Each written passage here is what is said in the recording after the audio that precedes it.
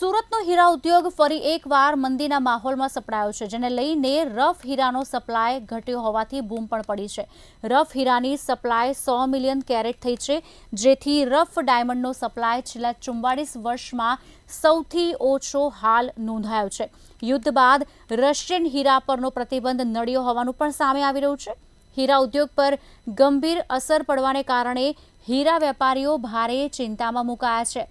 America સહિત વિશ્વના અનેક દેશોમાં મંદીની અસર સુરતના ડાયમંડ ઉદ્યોગ પર પણ પડી રહી છે. જો કે આવનારા દિવસોમાં માર્કેટમાં રફ અને તૈયાર હીરાના ફુગાવામાં ઘટાડો થશે અને માર્કેટ મંદીમાંથી બહાર આવવાનો મત પણ હીરાના વેપારીઓ દ્વારા વ્યક્ત કરવામાં આવી રહ્યો છે.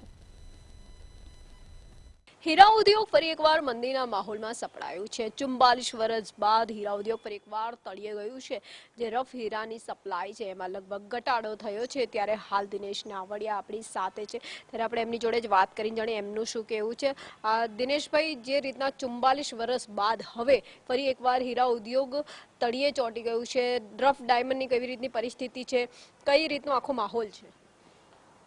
છેલ્લા 3 વર્ષથી વૈશ્વિક સ્તર ઉપર યુદ્ધનો માહોલના કારણે ખાસ કરીને અમેરિકાની અંદર ખૂબ મોટો આર્થિક રીતે મંદીનો માહોલ છે.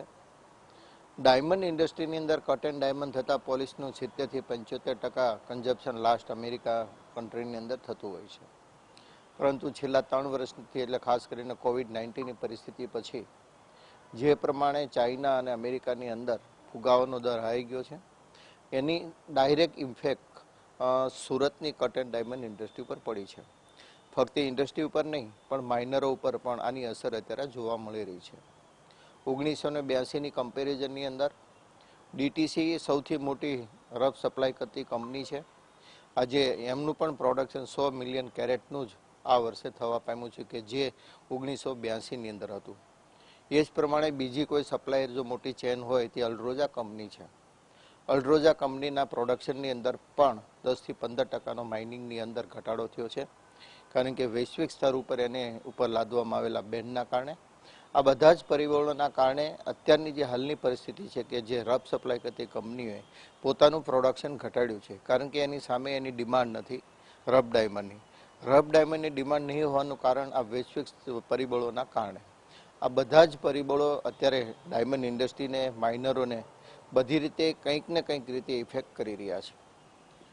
દિનેશભાઈ, આંતરરાષ્ટ્રીય લેવલે જે રીતે મંદી છે, એક બાજુ યુદ્ધને કારણે પણ રશિયા અમેરિકાનું જે યુદ્ધ છે એને કારણે પણ તકલીફો પડી રહી છે, તો શું એની ગંભીર અસર અહીંના જે રત્ન કલાકારો કઈ કહેવાય, જે કંપનીઓ કહી શકાય છે, હીરાના નાના નાના એકમો સુરત ખાતે આવ્યા છે, ધડાધડ એકમો મંદીને કારણે બંધ પણ થઈ રહ્યા છે, તો આગામી દિવસોની અંદર કોઈ સુધારો થવાની આશા ખરી કે કોઈ માંગ ખરી સરકારથી?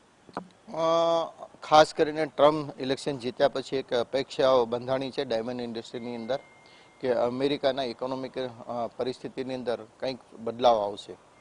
ત્યાં જો બદલાવ આવે તો ચોક્કસ આ ડાયમંડ ઇન્ડસ્ટ્રીની અંદર ફરી પાછું પોઝિટિવ વાતાવરણ ઊભું થશે, એવું બધા જ અનુમાન સાથે અત્યારે લોકો કામ કરી રહ્યા છે.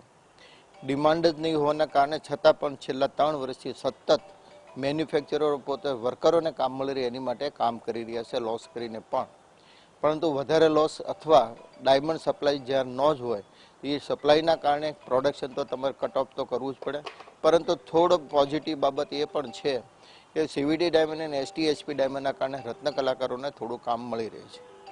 એટલે એક અંશે કહી શકાય કે એક બાજુ યુદ્ધની અસર, બીજી બાજુ આંતરરાષ્ટ્રીય લેવલે જે મંદીનો માહોલ છે એને લઈને સુરતના હીરા ઉદ્યોગ પર ગંભીર અસર તો આવી પહોંચી છે. સાથે જ જે છે જે રફની સપ્લાય ઘટી છે, આ રફની સપ્લાય ઘટતા 44 વર્ષ બાદ હવે જે હીરા ઉદ્યોગ છે એ તળિયે ગયું હોવાનું કહેવામાં આવી રહ્યું છે. પરંતુ આગામી દિવસોમાં ક્યાંક ને ક્યાંક સ્થિતિમાં સુધારો આવે એવી હીરા ઉદ્યોગકારો જે છે આશા વ્યક્ત કરી રહ્યા છે. કેમેરામેન શોએબ શેખની સાથે રાબિયા સાલેહ, મંતવ્ય ન્યૂઝ, સુરત.